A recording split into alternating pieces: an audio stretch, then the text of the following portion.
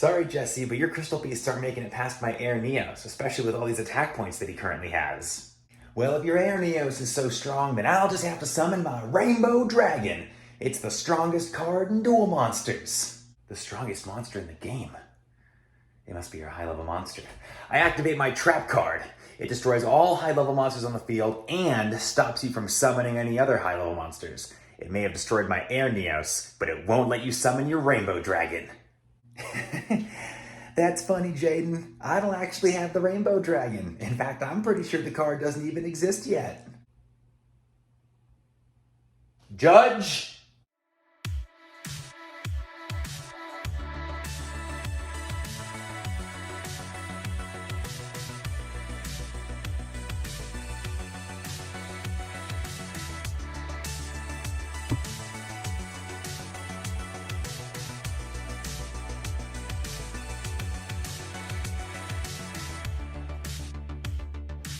Hey guys, it's Cole from TCG Cardcast, and today I'm going to bring you my 40-card Jesse Andersen deck profile.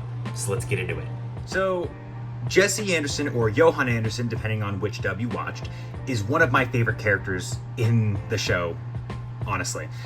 There's just something about his character that just screams best boy. You know what I'm saying? So, like, if you use Judai as an example, Judai loves having fun when he duels. He duels to have fun, and he doesn't duel for any serious purpose. And that's kind of the big point of Season 3, is that Johan, or Jesse, doesn't duel to have fun. He has fun while dueling, but his main purpose is not to have fun. His main purpose is to bring people and duel spirits together, which eventually becomes the same goal that Judai has at the end of Season 4. And Johan kind of puts Judai on this course to become a better person by showing up and being like, you can have fun while playing while also having a responsibility. Something else that I really like about this deck is that somehow it just works. You guys will see at the end what I'm talking about, but somehow this deck just functions better than any of the other character decks, and it's kind of, I've made jokes about this in the past, that like the heart of the cards exists and it's in this deck. But without further ado, let's get started. Starting off with Jesse's ace card, the Rainbow Dragon. Rainbow Dragon is a light level 10, 4,000 attack point, 0 defense dragon monster. It's always treated as an ultimate crystal card, but that'll never come up in this deck. It can't be normal summoned, and it has to be special summoned from your hand by having 7 Crystal Beast cards with different names on your field or in your graveyard. Now, the printed real-life TCG card says you cannot activate its effects the turn that it's summoned, but the anime does state that you can. Its effects are that you can send as many Crystal Beasts from your field to the graveyard as possible. He gains 1,000 points for every single one of them. And you can banish all Crystal Beast monsters in your graveyard, shuffle all cards on the field into the deck. So, yeah, Rainbow Dragon has a lot of cool effects. It's a really powerful monster, and again, surprisingly, you can summon it really easy in this deck. Then we have one copy of Sapphire Pegasus, whose effect is that when you summon it, you can add a Crystal Beast from your hand, deck, or graveyard and place it face up in your spell and trap zone. Amber Mammoth, whose effect says that you can redirect card attacks to him. Topaz Tiger, who gains 400 attack points during the damage step only. Cobalt Eagle, whose effect is to take a Crystal Beast on your field and place it on the top of your deck.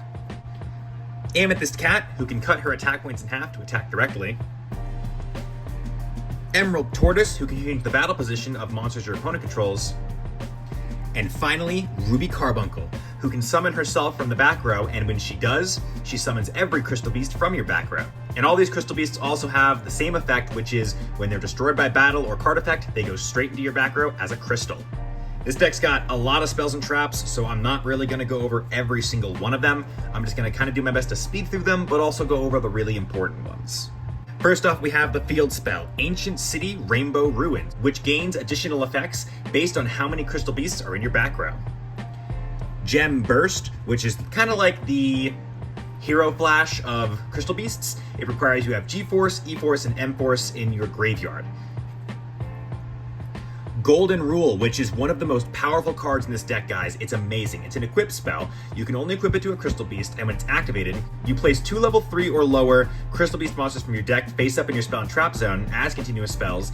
Then you can summon any Crystal Beast from your hand, which, amazing, by the way. If you've got a Crystal Beast in your hand, and if you've got 2 Crystal Beasts in your hand, And this card, you summon a monster, equip it with this card, summon the extra card from your hand, and get 2 out of your deck. You've already got 4 Crystal Beast names out of 7. This card is amazing, and I'm so happy it finally got printed.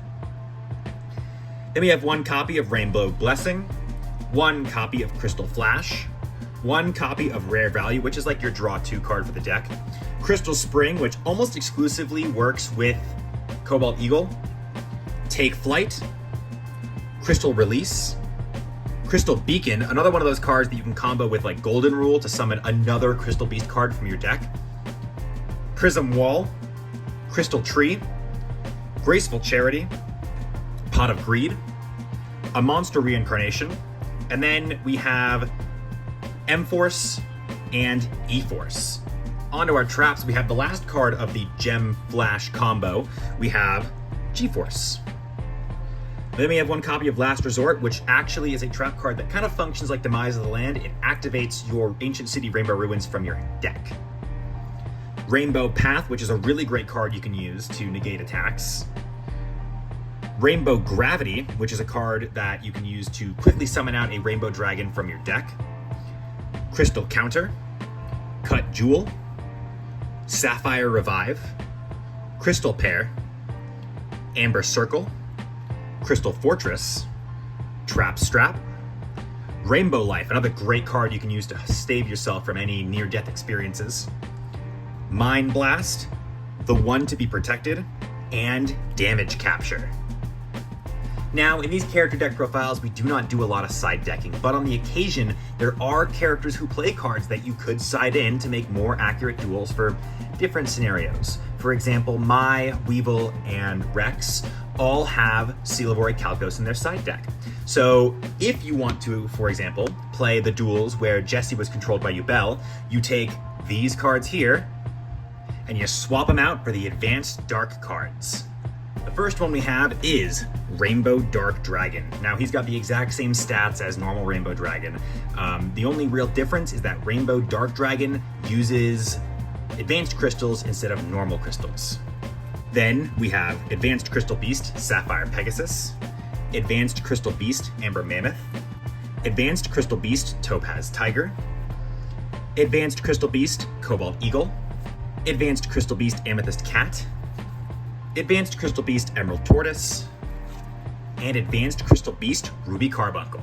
Now, these guys all have the exact same effects that their normal counterparts have. The only real difference is that their names are treated as the other 7 Crystal Beasts, and if they're on the field without Advanced Dark, they must go to the graveyard. They cannot be summoned without Advanced Dark on the field. Which is totally fine when you account for the fact that Advanced Dark is one of the most powerful GX-era field spells from the show. You can swap Crystal Beast and Advanced Crystal Beasts monsters you control or in your hand. If you would take damage in a battle involving a Crystal Beast card that would be destroyed by battle, you can send an Advanced Crystal Beast from your deck to the graveyard to turn the damage to 0. Then, if a Rainbow Dragon monster you control attacks, you can negate the effects of the attack target during the damage step only.